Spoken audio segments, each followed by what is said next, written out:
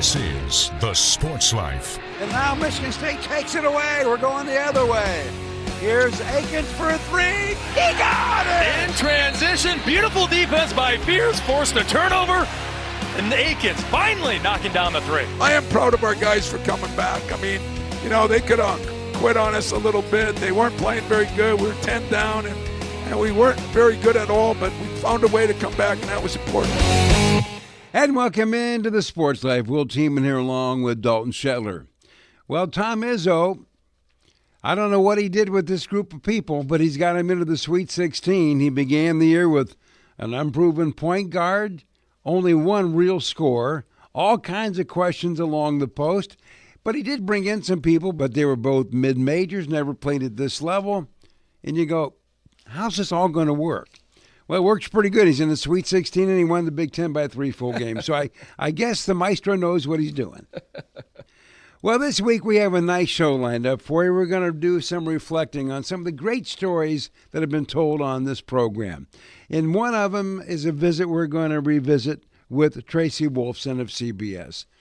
Just such a wonderful individual, and she has done so many good things. I think that conversation is worth a re-listen. Absolutely, and a lot of times working those same broadcasts, but from a different angle and a different chair, is Rick LaLonde, who we'll be introduced to later on as well. Leads statistician and research analyst for CBS. More than 3 decades plus of experience of Final Fours. We're going to have some great stories for you there as well. Well, let's get going with our sounds of the week. It's March Madness. And is one of the best things about March Madness not just game winners?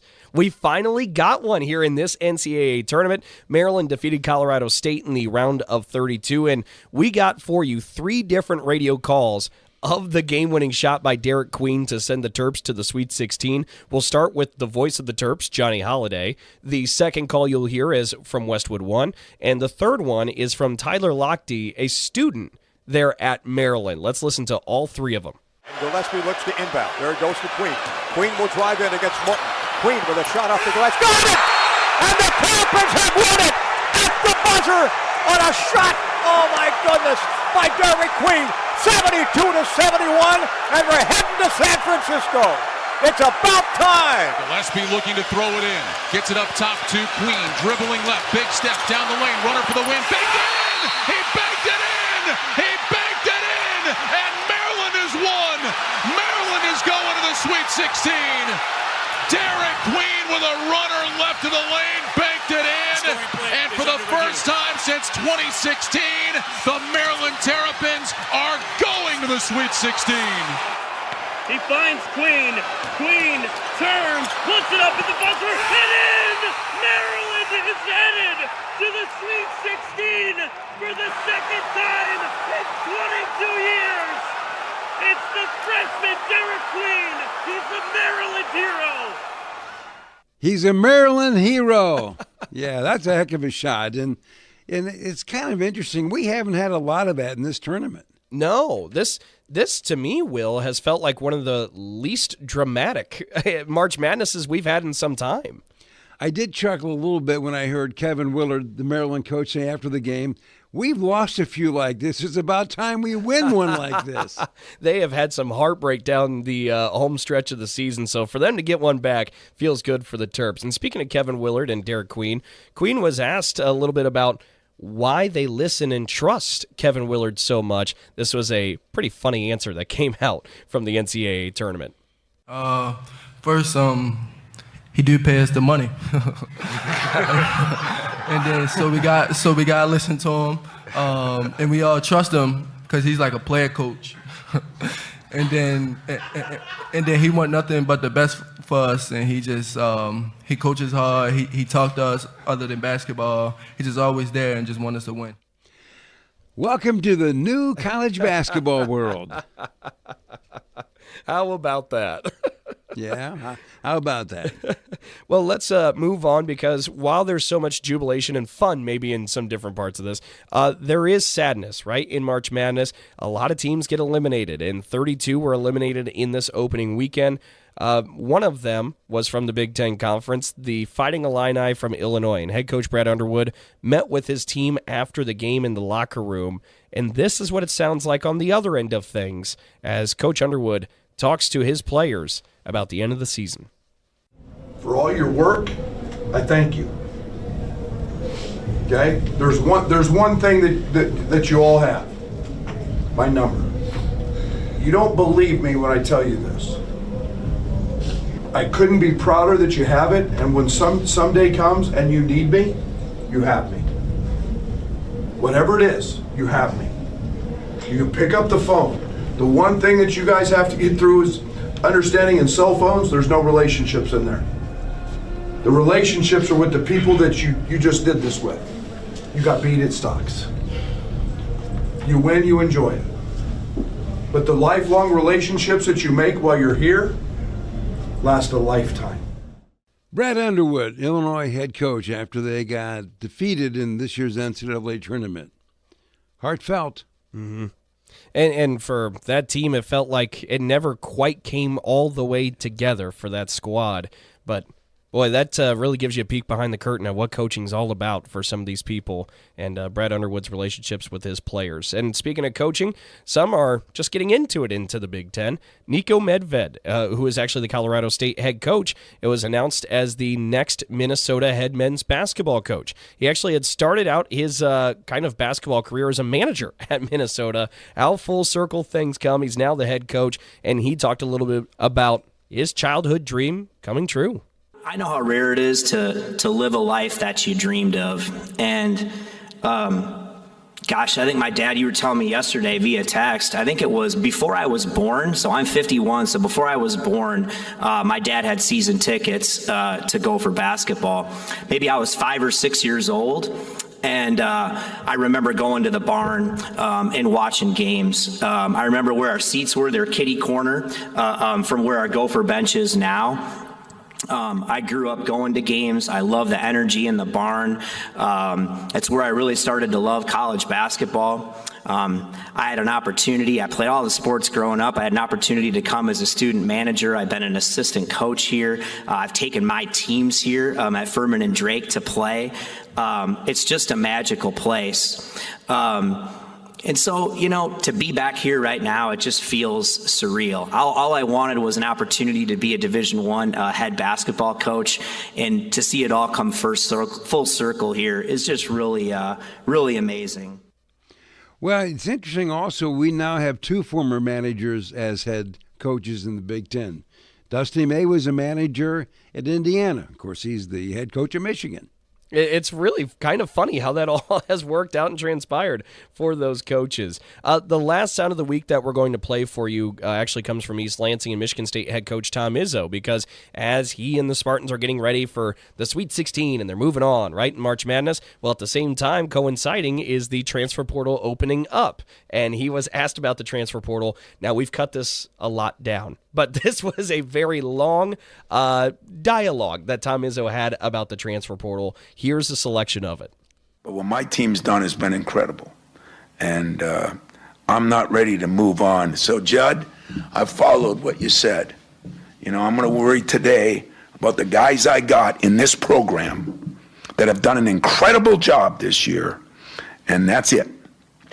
And if that costs me later, so be it. But Tom Izzo isn't cheating the people that he has that have been loyal to him for this chaos that is going on out there. Is that cool? You got enough? No, because you don't understand. When I came back Sunday night, that was it. There was nothing on my mind but giving these guys a chance to win one more game, get to Elite Eight, and one more game, and have a memory that'll last their entire life, their kids' life, and their grandkids' life, because that's what it is. And so excuse me for being passionate about it or pissed off about it, whichever words you want to use, but I'm I'm not going to talk about it because it's not fair. It's not fair to the people. You could say it's fair to your program. I'll run my program like I want to run my program. And people have a disagreement with that, God bless them. But these guys that gave me everything they could give me are going to have a chance. And I'm not going to screw it up by spending any time on other stuff other than, I don't eat, I don't sleep right now. So why in the hell would I do something else that might benefit me a year from now? And really, it's not going to benefit me now because I don't know what I have. I don't know how much money I have. I don't know which players are leaving or staying. I don't have any idea. So why would I do that? Waste of time. Tom Izzo, his feeling about the portal. And like Dalton said, there was more. You got to appreciate what he's saying there. Yeah, and he also called the portal at one point during his dialogue the urinal, which I thought was funny. And I actually saw a comment on social media. I want to give credit to whoever it is, but I can't remember the name. They said maybe the portal potty was taken. Whoa. It could be a new name. Could be a new name. Could be a new name. But there's no doubt Coach Izzo and his guys are focused as they're going to play Ole Miss coming up in the Sweet 16. Back with more of the Sports Life and a wonderful chat with Tracy Wolfson in just a moment. Oh, yeah. Hey, Dad. Did you get a new haircut or something? A new shirt? You're looking good. What happened? A little fender bender? How little? A few days in the shop little. But thanks to Mom and our agent, we've already submitted a claim and can track the status right from the app. Auto owners pays what they owe without any hassle.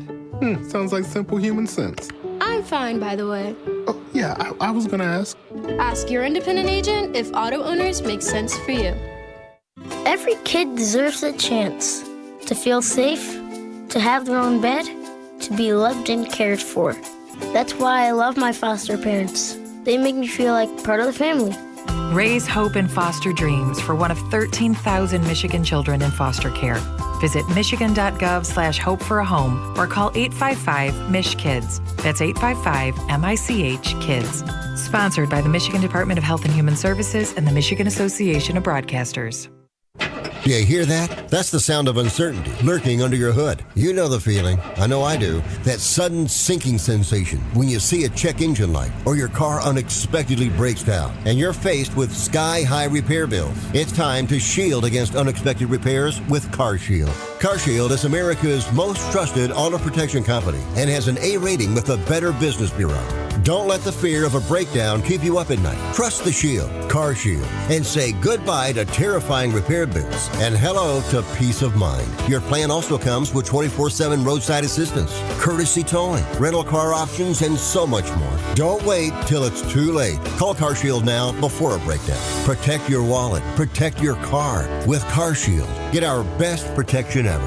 Call now. You'll thank me later. 800-965-1292. 800-965-1292. That's 800-965-1292. We'll be back with more in a moment. This is The Sports Life.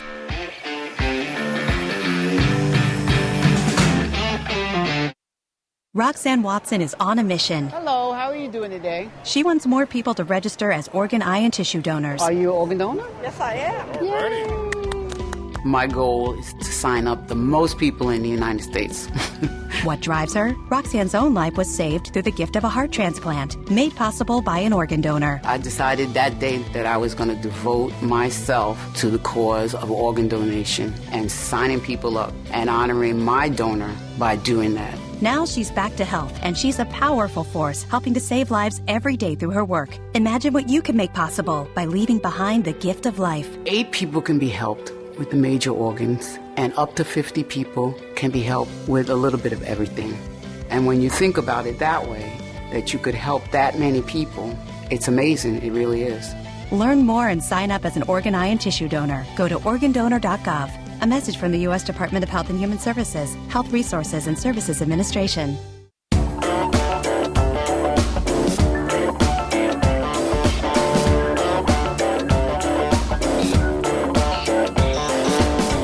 And welcome back for more of the Sports Life. Will Teeman here along with Dalton Shetler. Well, over the life of this show, we've had a chance to visit with some of the fascinating people that make listening and watching sports a real joy. And one of those people works for CBS, and her name is Tracy Wolfson. You see her on the Final Four. You see her in Super Bowls. Well, we had a chance to talk with her in a previous moment, and we thought we'd bring it back since we're kind of getting into that Final Four spirit. And we began our chat with her by asking, where did this journey begin? Yeah, so it started for me. I was about, 7, 8, 9 years old. I was in elementary school, and I was a little tomboy. Didn't grow up alongside any brothers. My dad wasn't a huge sports fan, like games, certainly. And I watched alongside him. But my parents would find me door closed in my room, watching sports till all hours of the night. And one of the shows I would watch was the NBA Inside Stuff, and I remember watching Ahmad Rashad and Willow Bay at the same time, and I watched her, and I said, that's what I want to do. I want to talk sports for the rest of my life, and that's really when it started, and I never let up on it. I, throughout school didn't obviously do much, but I would find myself in my room. I'd call games on my phone, or not my phone, of course, my recorder at the time. Would, do some play-by-play or just reporting. I'd watch everyone on TV. And then when it came time to go to, school, I chose Michigan. Now, they don't have necessarily a broadcast journalism department, but I chose Michigan because it was big-time sports, and I knew I'd be surrounded by it. I'd be able to talk about it. I'd be immersed in it. And, of course, it was, a top academic school as well. So that combination is why I went there. So that's really where my passion for sports and for sports broadcasting started. Well, Tracy, we probably should mention this since we are in the Big Ten Network. You're a University of Michigan grad. So why does an East Coast person pick Michigan? Why did you do that, and what did you get to do when you were at Michigan? Well, actually, I didn't get to cover anything because they didn't, like I said, they didn't really have any opportunity to do that. I didn't work for the television station, but my first moment was I took a class called Sports and Daily Life in Ancient Rome. And honestly, it was my freshman year. I only took it because it had the word sports in it. And I remember walking in and sitting next to me, there's a guy with his legs drawn out 4 rows in front of me, and who is it but Juwan Howard? And that was my first moment of, okay, I'm at the Michigan and I'm alongside the Fab Five. And Chris Webber had left by that point, but the rest of the guys were around. I played rec basketball, and Travis Conlon, who was one of the backup point guards alongside Dugan Fife, was our coach for a lot of it. We dabbled, around with everyone. We were involved. And then one of the things I got to do, I was a runner for CBS Sports. Through an internship, I got to be a runner for CBS and ABC whenever they would come and do the football games and the basketball games, and I would get the announcers. I mean, Vern Lundquist, I was getting him, water or coffee. I was hanging signs around the, arenas and answering phones in trucks and really getting the experience of broadcasting a live event, but also being alongside the broadcast personalities like a Vern Lundquist. So those were some of the things I got to experience. And then I was a fan. I went to every single game. My friends and I, we painted our faces. We wore our maize and blue. We hung in there in the rain and the cold weather, you name it. I slept outside for the Duke-Michigan game in a tent to get good seats for that one. And I remember the first person I met walking in, I think I was like 8th or 10th online, was Dick Vitale. And that was very cool for me. So that was a fun memory. I went to the Rose Bowl when Michigan was there right after I had graduated, but of course that same year. So unbelievable, athletic and memories while I was in Ann Arbor. Well, Tracy, one of the things you have been able to do is sort of open up the doors for people behind you who want to be sportscasters, who love the sport, have skill, and you've kind of opened the door for them. So what's your take on what's in front of women who would like to be like you? Yeah, well, it warms my heart when you say that, because it's something I'm extremely passionate about, is paying it forward and trying to pave the way for others like others did for me. And, when I was, younger getting into this business, I didn't have role models. I didn't have anyone I can talk to or call up or ask questions. How do I do this? It took me 4 or 5 years to get my first on-air job because there was no path. There was no way to, figure it out. And now there is. I mean, whether it's through, college or whether it's through alumni bases or just people or meet or, taking the extra step and reaching out to them or connections. It is. I mean, watching Beth, watching Lisa, I texted Lisa throughout the tournament, and every time I watch her on a Michigan game, of course, I always chat her. It's just so impressive what they've also been able to do is just to break into another area of the business that really is predominantly male. And, I think we're really making headway here. I mean, think in every aspect of this industry. And, there's still so much more to be done. But I think as a collective group, we can get it done and continuously pave that path. And I think it's really about just being open and helping others. And Leslie Visser is that one for me who always to this day still reaches out, sends me kind notes and texts and go get them and great job. And it's just that support system.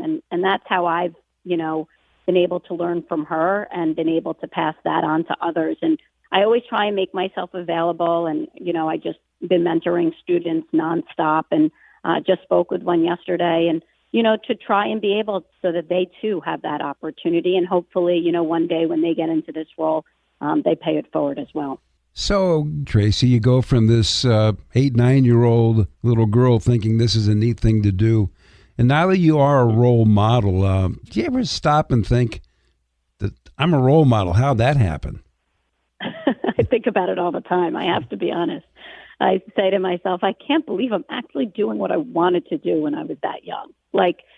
That's very rare. It's very hard. There's a lot that goes into it. Certainly, of course, determination and, eagerness and not giving up. But there's a lot of luck that plays a role in it as well, being in the right place at the right time. And then there's just a lot of characteristics, just being easy to work with, being a good person, being willing to, help out and do anything. It's a combination of everything. I look back often and I think about the road it took to get where I am. I would never say I'd like to do it over again or there was an easier path. I do think it's an easier path now, and I urge students to get that tape and really get all that hands-on experience as soon as possible so you don't have to take that roundabout route. I was very lucky. I met my husband, very quickly after college, also a Michigan grad. And it was a big thing for me to say to him, look, I want to get in front of the camera. I want to be on air, and I might have to move to Missoula, Montana, and you have to be okay with that. And so we put off our relationship until that actually, came to be where I knew I was on, in front of the camera and on my way to that path. And, there's a lot that goes into all of that. So when I look back and say, I can't believe it, and I do, it's in moments like a Super Bowl. It's in moments like a Final Four, or those historic moments when you say to yourself, oh my God, I'm part of history here. How did it come to be? And, I think back to just the path and the determination and not giving up. I didn't know I had it in me. I got to be honest. You don't know that as a kid. And there's a lot of things you learn along the way. I think there's a big part of this job is you really have to be independent and you have to be comfortable with being alone and on your own a lot, because you are. And, advocating for yourself. And there's so many characteristics I've learned along the way that I didn't realize I had to have to be good at this job and to be successful at it and have such longevity. Well, it's been a good run. And the other thing I think you bring to the table besides knowledge and a nice presence with a mic in your hand in front of a camera, and I mentioned this at the very, very beginning, and you have something that you can't teach, and they don't teach it in the classroom because they cannot. And that is there's a warmth about you, and there's a friendliness about you, as well as the understanding that we think this person has the goods. She knows what she's talking about. And that's a magic thing to have. And I congratulate you for that, because whenever I see you do a game where I'm watching, I feel like I'm going to learn something. And it's a trusting feeling. And I don't always feel that way about all the folks I see on the tube. But I just think it's neat, your whole story. And it's and I will leave you with this one. The craziest photo I've seen in my life was Taco Fall, a 7'5" basketball player from UCF, and Tracy Wolfson, who at her best days 5'2", right? Yes. It's pushing it. Yeah. So that was So if anybody wants to see a great picture, go online and look that one up. You're only 2 feet difference there. That was crazy. What was I doing, though? At that time, I don't know why I took my shoes off, because not like that like extra inch on my shoes is going to make a difference. But for some reason, I was barefoot in that photo. But that was a classic, no doubt, and one of those moments. And people still bring it up to this day. But thank you so much for those kind words, because it really does mean a lot to me. I absolutely love what I do. I know how fortunate I am, and I want others to be able to have the experience that I have. And I really appreciate, you guys having me on and talking about my career, because, I don't often get a chance to reflect, and it is really nice to have that time to be able to do that. And if I can inspire others in any way, I hope to do that. So thank you for those kind words. They're extremely sweet of you. Well, you are very welcome, Tracy. Thank you, guys. Tracy Wolfson from CBS, one of the really good ones. Well, when we come back, we're going to have some more reflection. But first, a break right here on the Sports Life. So, got one for you, boss. Oh, yeah? What's black, white, and dented all over? I give up. The company truck. I know, but thanks to our agent, we've already submitted an insurance claim and can track the status right from the app. Auto owners pays what they owe without any hassle. Lucky for you, that's simple human sense. Ask your independent agent if auto owners make sense for you. Here's a real-life story that affects 50% of all of us out there. It's called divorce. If you've gotten divorced and now you're struggling to pay your bills and your credit card debts are completely out of control, you need to call this special debt relief hotline right now. We help people with all kinds of money problems caused by different life challenges, a divorce, a job loss, even heavy medical bills. All these life events can sometimes financially stress you out and cause you to get out of control. We help people get their lives back by showing them ways to consolidate and reduce their debt, in some cases for a fraction of what they owe. If your credit card balances are more than $10,000, call us and learn how to reduce your credit card bills and monthly payments now. Here's our number. Paid for by Debt.com. Call now, 800-810-1584, 800-810-1584, 800-810-1584. That's 800-810-1584. That ought to do it. Totally energy efficient. Oh, no, not again. This time, we're getting help. Ladies and gentlemen, it's the battle of energy efficiency improvements. In this corner, Mr. I can save money and do it on my own. And in this corner, Miss Let's get it done right with some help. Fight! Or you could just go to avoidenergydrama.com. From sealing your home to helpful loan options, you'll find all the tips and tools you need to stop wasting energy and stay comfortable. Avoidenergydrama.com. Brought to you by Michigan Saves. We'll be back with more in a moment. This is The Sports Life.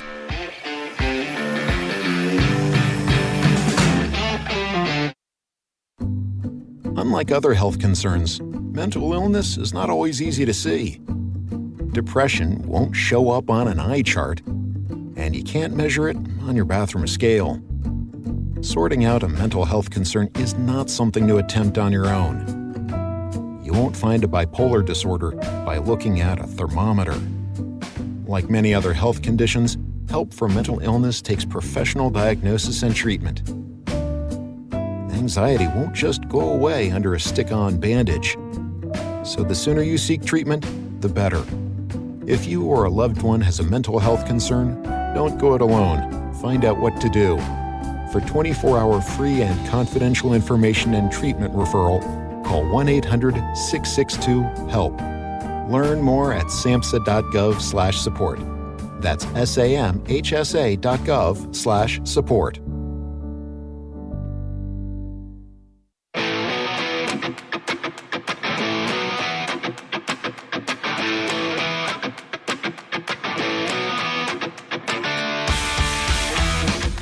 And welcome back for more of the Sports Life. We'll team in here along with Dalton Shetler. And don't forget, auto owners insurance, simple human sense. Ask your independent agent if auto owners make sense for you. A lot of great stories when it comes to the Final Four and the people that make that event so special. Some you see and some you don't. And one of those people is Rick LaLonde. He's a statistician and a research person for CBS when it comes to college basketball. Well, several years ago, he announced he was retiring.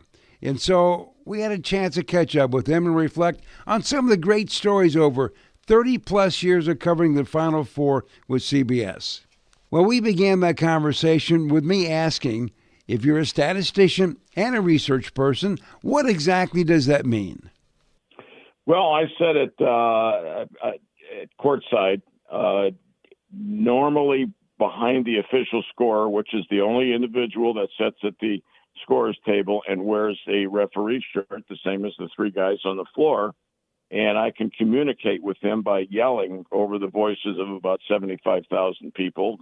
And if there's a controversy on the floor or something needs to be clarified, I can communicate with him. And I also feed information to the trucks and to a statistician who is sitting beside our announcers as to what is actually taking place on the floor. Because as you know, or as anybody would remember, it takes more than one set of eyes to see everything on that floor, especially when you have 10 people plus 3 officials walking around getting in each other's way. But there's probably 50 to 75 people that listen to me at the Final Four. People in the studio back in New York, people in the trucks, people at courtside, because I give a lot more detail than what the announcers would be able to give over the air, because they have pictures that tell the story. When I mention the word researcher, do you do a lot of research before you ever arrive at, say, in this case, New Orleans? Yes, we do as much as we possibly can, and that's where you come up with a lot of the little intricacies, things that normally just the numbers alone don't come up with, and you sit around and you try to think of different things that you can pop up, like different records and things that normally wouldn't be seen at a normal weekday game. Well, and Rick, I think the normal fan kind of consumes the broadcast and just kind of goes about their merry little way. They don't really see the massive amount of work that's kind of done like this, that's kind of behind the scenes. So you talk about the communication, you talk about some of the different research you put into it. What are some of the different things you do look for in your research that is so unique that casual fans would get to learn just from listening to the broadcast? Because again, I don't think they're paying attention in the weeds like you are. Well, first of all, I'm not the only one that does that. We have a crew, statistical crew of many people, not only in New York but in the trucks with us, and everybody contributes. So I'm just one of a team, but. Some of the things that you can come up with. I'll give you a good example. A few years ago, I just said we're sitting around talking, and I came up with the idea. Well, when is the last time a technical foul was called in a national championship game? And we looked it up and verified it, and the last one was 1993 when Chris Webber of Michigan called a timeout against North Carolina when they didn't have any left, and that was a technical foul. Well, I had that record, and I have notes sitting next to me during the game that I keep, and if something pops up, then we can throw it into the computer and put it on the screen right away so people can see it at home. Unfortunately for Michigan, the next time a technical foul was called in a national championship game was when Michigan was playing Villanova. So the same team was called for technical foul, and that was the only one within 30-some years. But that was something that you keep these little ideas and you keep them beside you. And if they come up, you can be used. If they're not, then they just kind of collect dust next to you, but they'll pop up. Okay, Rick, I'm going to take you down memory lane. You're this youngster in Toledo, Ohio, just looking for a little feedback on your work. What was your reaction 6 weeks after you send your tape to New York, you're actually working for CBS at a NASCAR race. Well, when I sent the tape up, I was advised by an assistant news director there in Toledo. He said to send it up so I could get a grading and rating on it, because I was trying to get a job somewhere in the South, and I never had any thoughts or ideas that I could get connected to a network. And I sent it up there, and when I got the phone call from George Veras, he was the producer of the NFL Today with Brent Musburger and Jimmy the Greek Snyder and Irv Cross. And he was the producer, and it somehow fell into his hands. And he looked at it and called me and said that my shooting ability was exceptional. And he said I had a talent for being able to follow sports, where a lot of cameramen, can do still shots and set up things and stuff. He said I had an exceptional ability to be able to anticipate and follow sports. But he ended up, and I was listening to him, and I was shocked that he was talking the way he was, that as that I was trying to get a job there, and that's not what I intended to do. But when I picked my jaw up off the floor, I says, "Wow, oh, okay." He says, "Well, I'd like you to work at the Michigan 400, the stock car race in Michigan." He said, "That's close to you." He said, and told me who to see and who to report to, and they would put me to work. And it had just happened to be Bob Stenner, who was the lead producer there, and he went on and he was the lead producer of the NFL football games with John Madden and Pat Summerall, and that's how our working relationship started there. But it was a shock to me to fall into that hole. Well, when we come back with more of the Sports Life, part 2 of our conversation, and some more really good stories from Rick LaLonde. But first, a break right here on the Sports Life. Oh, yeah. Hey, Dad. Did you get a new haircut or something? A new shirt? You're looking good. What happened? A little fender bender? How little? A few days in the shop little, but thanks to Mom and our agent, we've already submitted a claim and can track the status right from the app. Auto Owners pays what they owe without any hassle. Sounds like simple human sense. I'm fine, by the way. Oh, yeah, I was gonna ask. Ask your independent agent if Auto Owners makes sense for you. So I graduated last year and got a job. Sweet!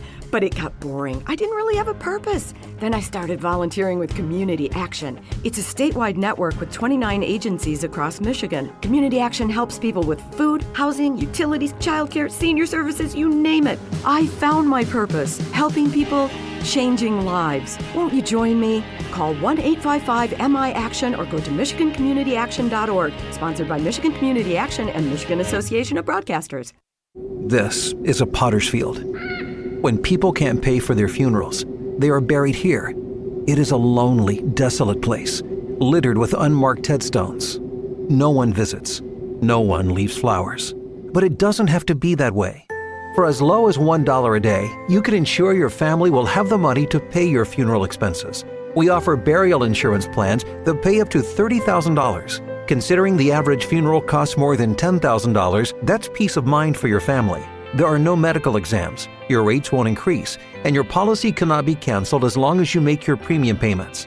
Call now to get approved in minutes and ensure your final resting place is more than just a pauper's grave in a potter's field. 800-562-2407. 800-562-2407. 800-562-2407. That's 800-562-2407. Paid for by Final Expense Direct. We'll be back with more in a moment. This is The Sports Life.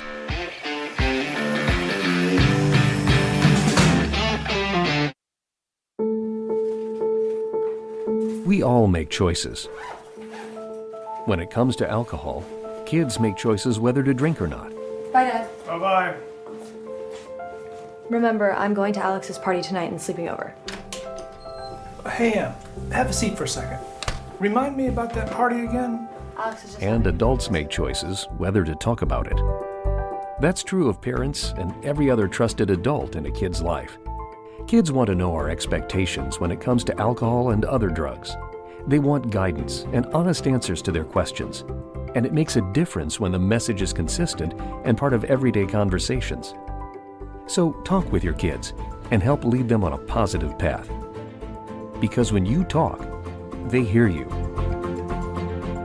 For more information about talking with your kids about underage use of alcohol and other drugs, visit underagedrinking.samhsa.gov.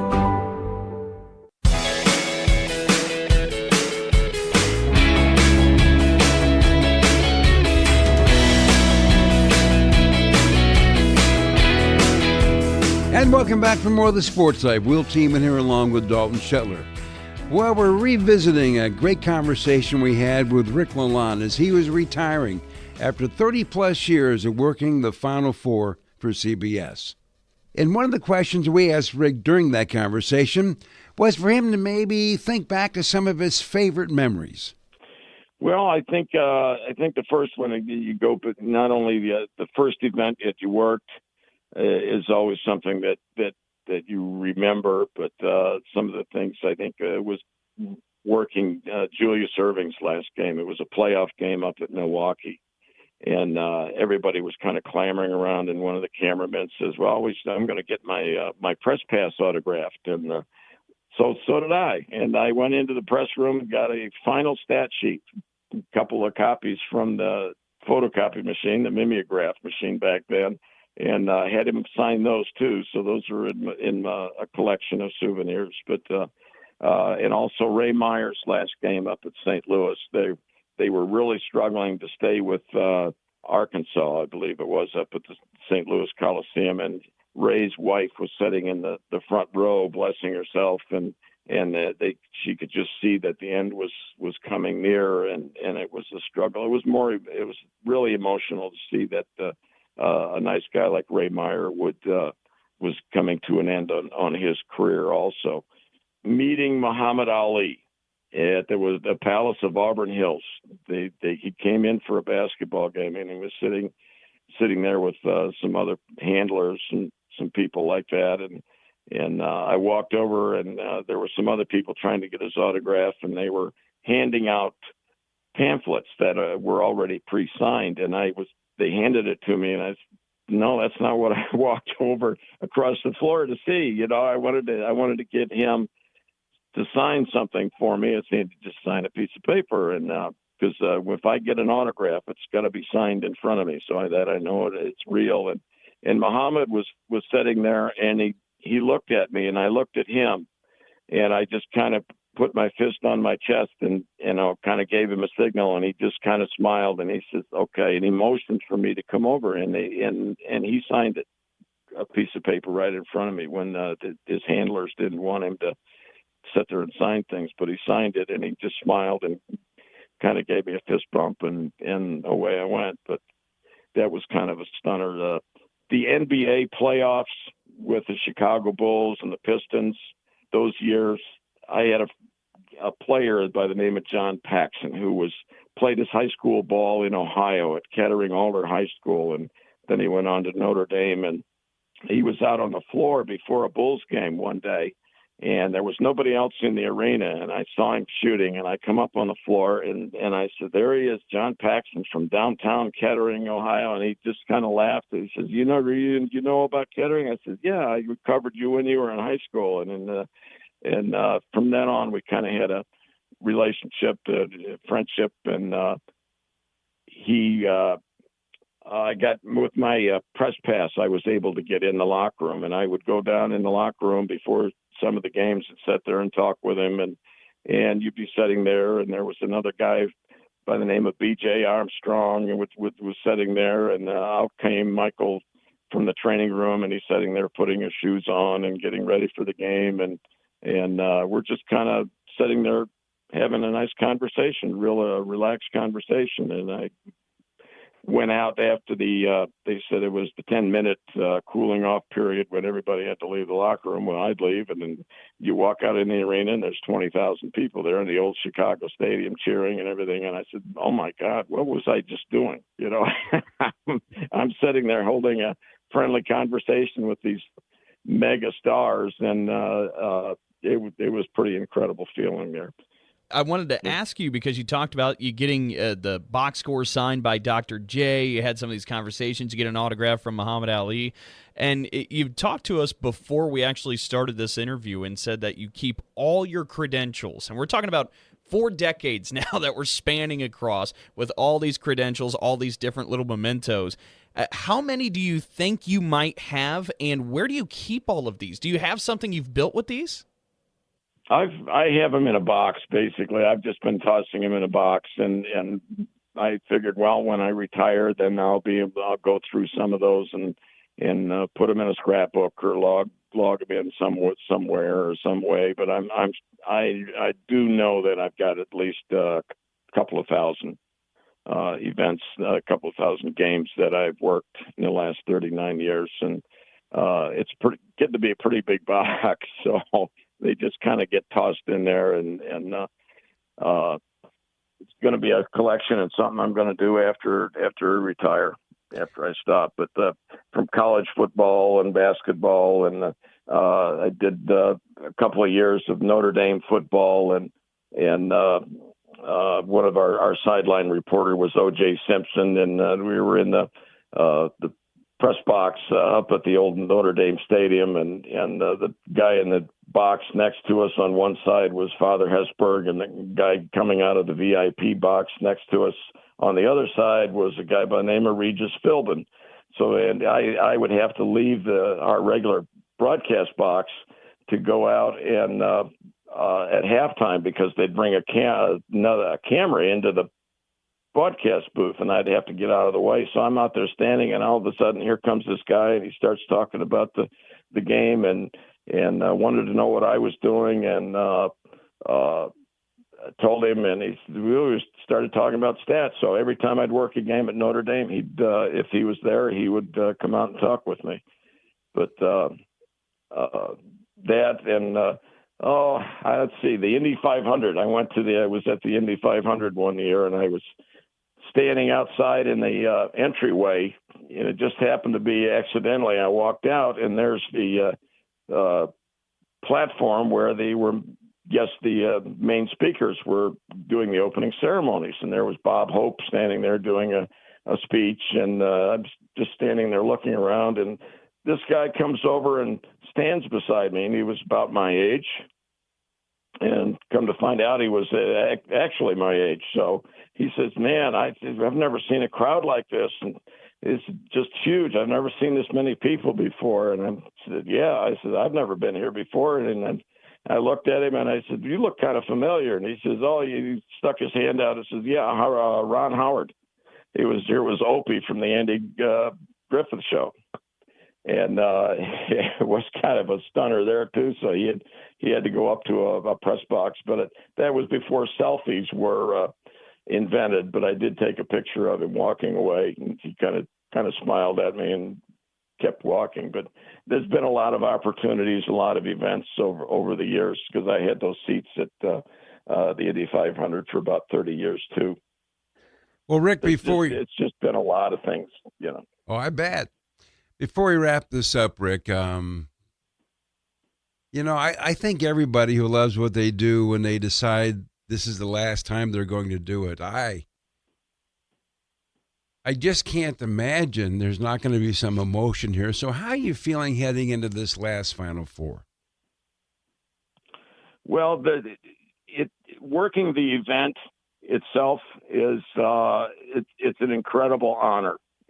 And privilege. It really is to be standing there, especially at the beginning of the game, working with the crew, number one, and with their philosophies, which is, as you spoke earlier, let the pictures tell the story type of deal. But when you're standing there before the game and the national anthem is being played, and you look up in the arena, and there's 75,000 people there, and you realize, and I was told a few years ago by one of the technicians that we were sitting there relaxing. I said, jokingly, I said, "Do you think anybody's going to watch after all this work we've done?" And he says, "Well, this game is available to over 1 billion people for the first time." And I said, "You're got to be kidding me." And I sat up and straightened your tie and because I sat behind that scorer's table, and I'm on my faces on television a lot of times if you're looking for it. And I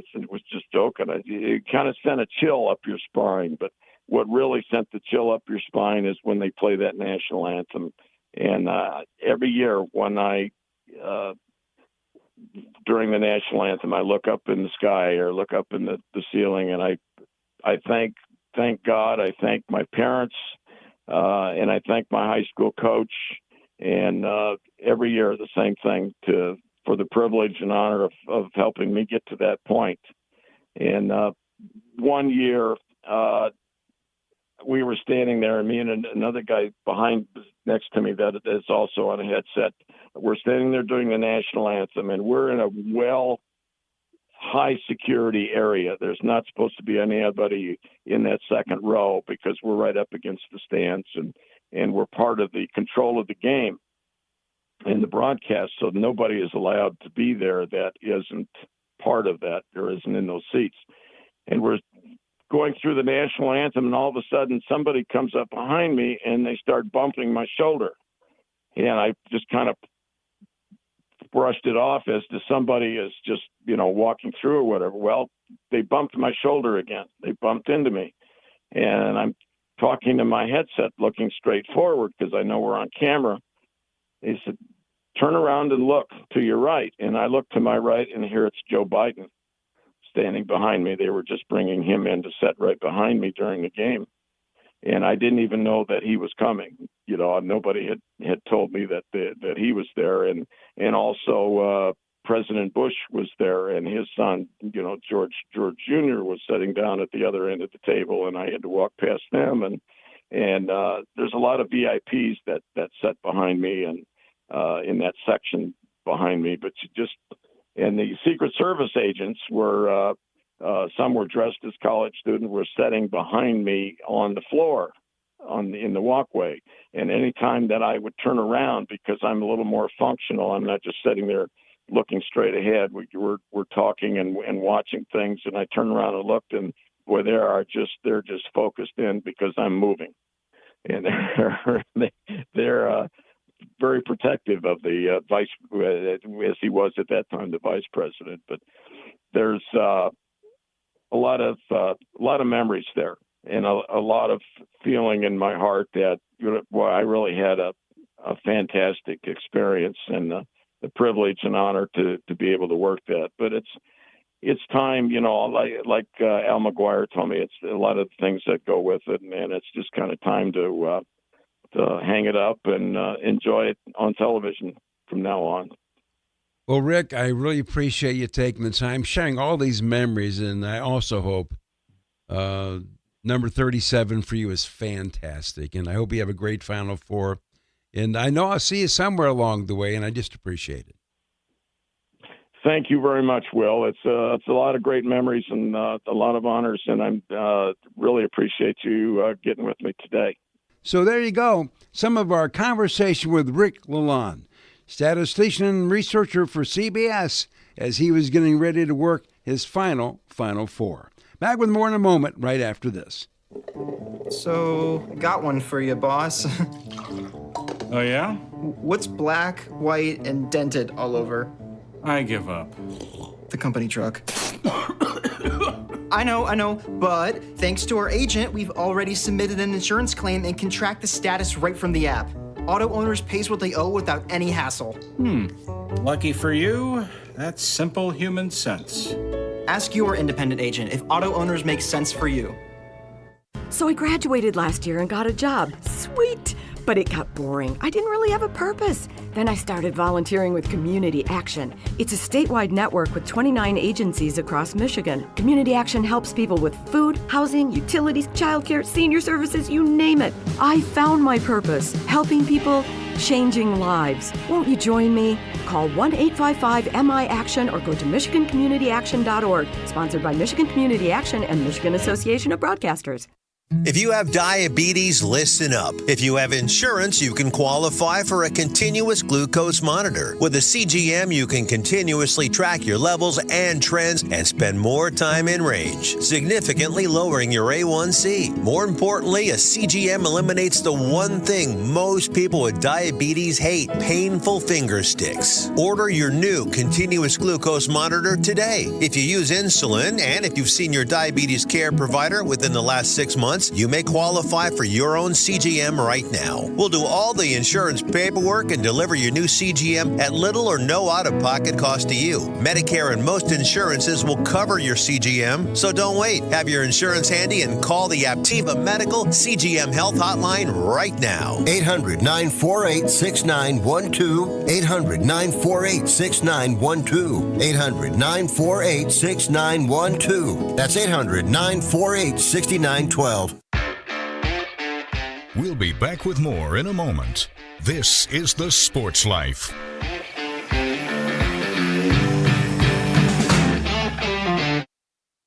Anybody ready for a burger? I'm State Fire Marshal Rich Miller, reminding everyone to think safety first when it comes to outdoor grilling, whether it's charcoal or gas. Never overload your grill with food. Excess fat and grease will create large flames. Grill outdoors and never inside or in a garage. Never leave a grill unattended, and always keep a fire extinguisher nearby. For more tips on safe grilling, visit the Bureau of Fire Services website at michigan.gov/BFS. Medicaid and CHIP offer free or low-cost health coverage for children and teens. Hospital and doctor visits, prescriptions, shots, and more are covered. That's peace of mind for parents if a child is sick or gets injured. And parents may now be eligible for Medicaid too, even if they've applied in the past. Enrollment is always open. Visit InsureKidsNow.gov or call 1-877-KIDS-NOW. Paid for by the U.S. Department of Health and Human Services.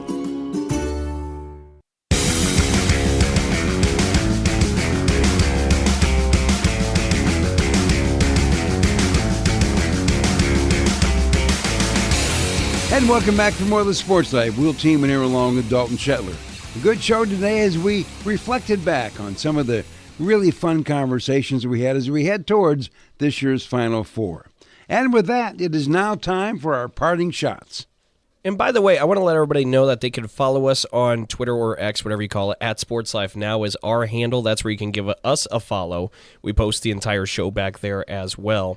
But for my parting shot, I wanted to take a look at what we've experienced so far in March Madness. And on the women's side, honestly, so much usually about March Madness is all about buzzer beaters, right? Cinderellas. There's so many positive stories. But there is a wet blanket on top of the women's March Madness this year, and it's because in the round of 32, Juju Watkins, the star for USC, went down and tore her ACL in a contest where the Trojans still ended up winning and moving on to the next round in the Sweet 16. But we're talking about a player who's scored more points than anybody else at her age. I mean, she broke the record and passed Caitlin Clark for being the youngest to eclipse the amount of points that she has. We're talking about maybe a generational type talent when it comes to scoring the ball. And to see her go down in March Madness, it's just quite simply heartbreaking. And obviously thoughts and prayers go out to Juju Watkins and the family and all the players that kind of had to go through that. But nonetheless, it's really sad to see March Madness this year on the women's side is more highlighted by a downer of a story than an upper where we've had in years past. And keeping along with that chain of thought about women's basketball in the women's NCAA tournament, it's going to be interesting to see the TV audience. Last year it skied through the roof, really powered by good teams and Caitlin Clark. Right. So it'll be interesting to see how it all plays out with good teams and no Caitlin Clark. So with that, that's a wrap for our show. We sure appreciate everybody joining us. And we should also note that you can find us wherever you find your podcast, like SoundCloud, Spotify, and Apple. And make sure to check us out and hit subscribe. As always, thanks to the Big Ten Network. The Sports Life is produced by Dalton Shetler and assisted by Owen Cronin. Our executive producer is Wendy Hart. So on behalf of Dalton Shetler, I'm Will Tiemann, and thanks for your time.